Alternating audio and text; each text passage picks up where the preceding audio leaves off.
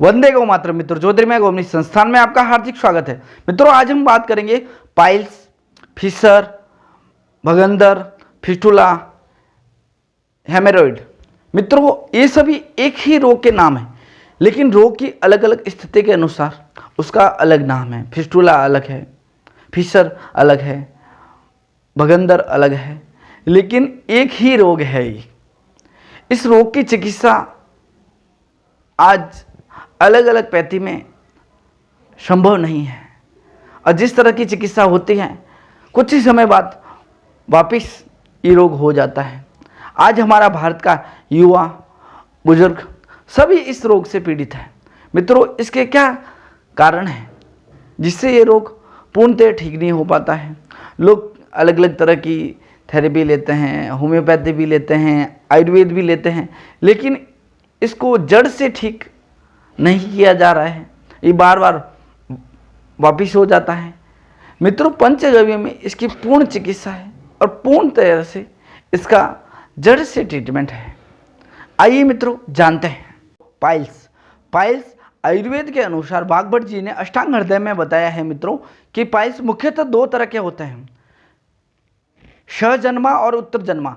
सहजन्मा piles वो होते हैं जो जन्म के साथ से होते हैं, मतलब गर्भाशय में किसी विकार के कारण जिस मनुष्य को जन्मजात पाइल्स है वो सहजन्मा पाइल्स है, अर्श है। दूसरा है उत्तरजन्मा, जन्म के बाद जो पाइल्स होते हैं वो उत्तरजन्मा में आते हैं। मित्रों, उत्तरजन्मा मुख्यतः दो भागों में विभाजित हैं, शुष्क बवासीर, स्रावी बवासीर। शुष्क मतलब वादी बवासीर या वादी बवासीर हो गया, और दूसरा है स्रावी, खूनी बवासीर जिसे कहते हैं। आइए मित्रों जानते हैं पाइल्स किस तरह से शरीर में होता है और क्या कारण होता है पाइल्स होने का। मित्रों, पाइल्स के लिए सबसे पहले हमें समझना होगा इसका मैकेनिज्म। पाइल्स कोई एक दिन के अंदर नहीं होता है। जो जन्मजात होता है वो तो होता ही है, लेकिन जो जन्म के बाद जो अर्श होते हैं वो एक दिन में नहीं बनते। हमारे शरीर में रक्त का प्रभाव धमनी और शिराओं से होता है, आर्टरी और वेन से होता है। आर्टरी हमारे शरीर के अंदर शुद्ध रक्त, शुद्ध ब्लड, ऑक्सीजन युक्त ब्लड हमारे शरीर में सप्लाई करती है, पहुंचाती है विभिन्न अंगों में। उसी तरह से वेन्स, शिराएं हमारे शरीर से ब्लड लेके हृदय तक वापस पहुंचाती है। ये प्रक्रिया आर्टरी और वेन्स की होती है। मित्रों, जो वेन्स होती है वो हमारे शरीर के ऊपरी सरफेस में होती है, जैसे जो हाथ की बाहरी नसें हैं जो हम देख सकते हैं, ये वेन्स है, शिराएं हैं।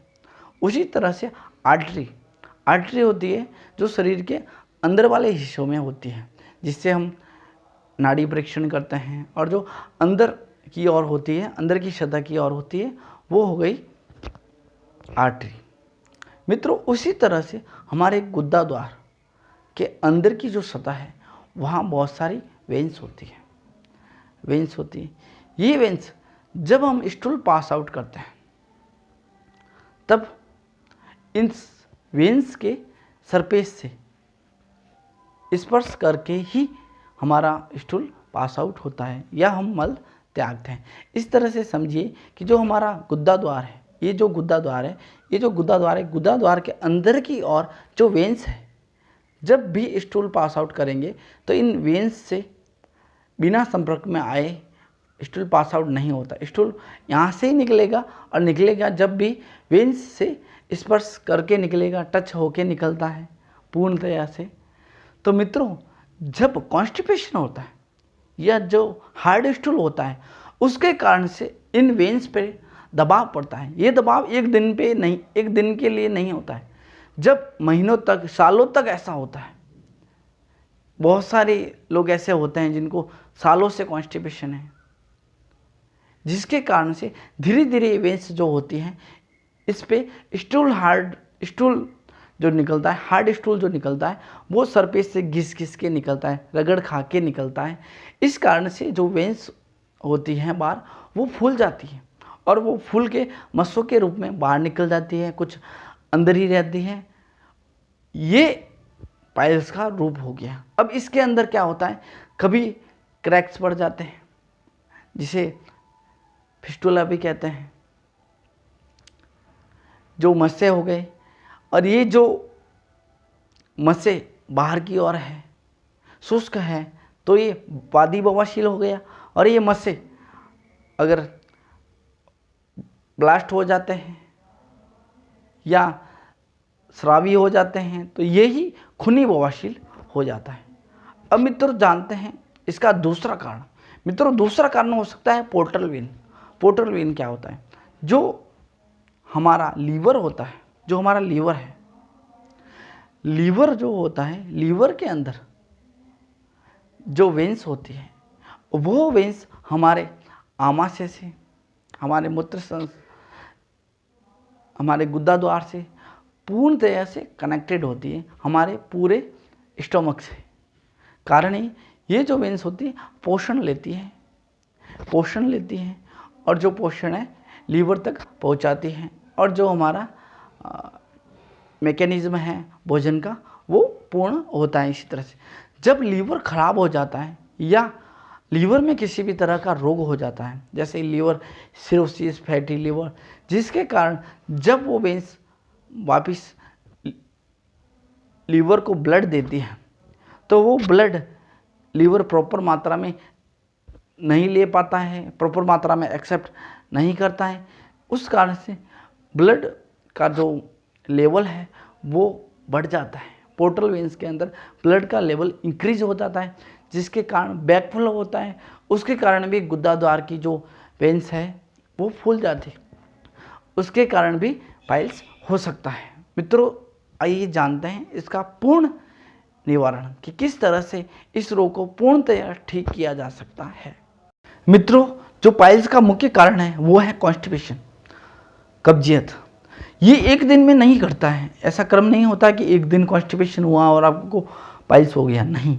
जब लंबे समय तक हम अपने खाने पीने पे ध्यान नहीं देते, हमारे भोजन जो हमारे दिनचर्या है, भोजन है, उस पर हम ध्यान नहीं देते, जब जाके ऐसी गंभीर स्थिति आती है। जब हमारे पास पेशेंट आता है तो वो एक गंभीर स्थिति में आता है, शुरुआती स्टेज में कोई नहीं आता, शुरुआती स्टेज में इसमें ध्यान ही नहीं दिया जाता और ज़्यादा से ज़्यादा क्या करता है, इसके साथ जो आंतें होती हैं, आंतों को और ख़राब कर देते हैं और कंडीशन विकृत कर देते हैं। कारण रहता है मार्केट के अंदर जो चूर्ण उपलब्ध है उसके अंदर सनाए का प्रयोग किया जाता है, सोना मक्खी भी बोलते हैं उसको, और उससे आंतें खराब हो जाती हैं। आंतों के अंदर जो ग्रंथियाँ हैं छोटी छोटी, जो रस लेने का काम करती है और छोड़ने का काम करती है, वो सिंक हो जाती है, सिकुड़ जाती है, वो अपना कार्य प्रॉपर नहीं कर पाती है, जिसके कारण शरीर को प्रॉपर मात्रा में पोषण नहीं मिल पाता है और शरीर में कमजोरी सी आ जाती है। तो उस तरह के चूर्ण का प्रयोग ना करें।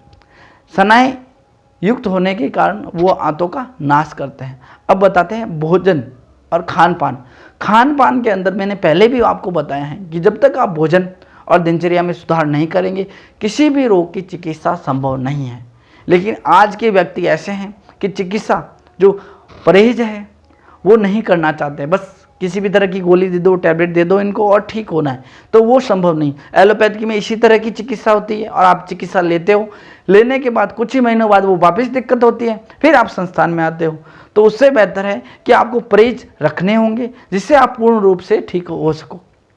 खाने के अंदर जो मैंने बताया था कि refined food, packing food, fast food, इस तरह के जहर का सेवन नहीं करना है, पूर्णतया बंद कर दीजिए।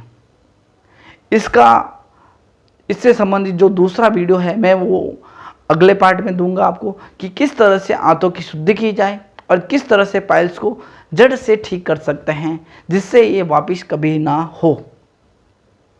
अब मित्रों जानते हैं पंचगव्य औषधियाँ।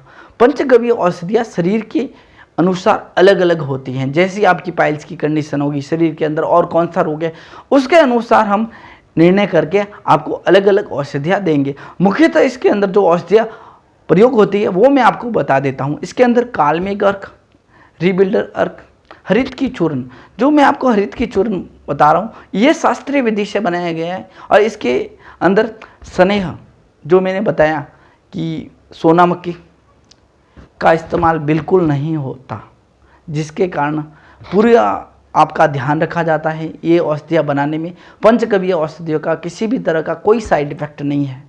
जो हरित की चूर्ण है, इसमें स्नेह का बिल्कुल प्रयोग नहीं होता है। इसके अंदर जो कंटेंट है वो गोमूत्र युक्त है, जिससे आपको और लाभ होगा। और भी अन्य औषधियाँ हैं, वो आपके शरीर के सिम्टम के अनुसार। मित्रों, अगर आपका किसी भी तरह का प्रश्न हो तो कमेंट अवश्य करें, और अधिक जानकारी के लिए आप संस्थान में संपर्क कर सकते हैं। वीडियो को शेयर करें, चैनल को सब्सक्राइब करें, और ये वीडियो शेयर करने से किसी का फायदा हो सकता है। इसलिए जय गौ माता, वंदे मातरम।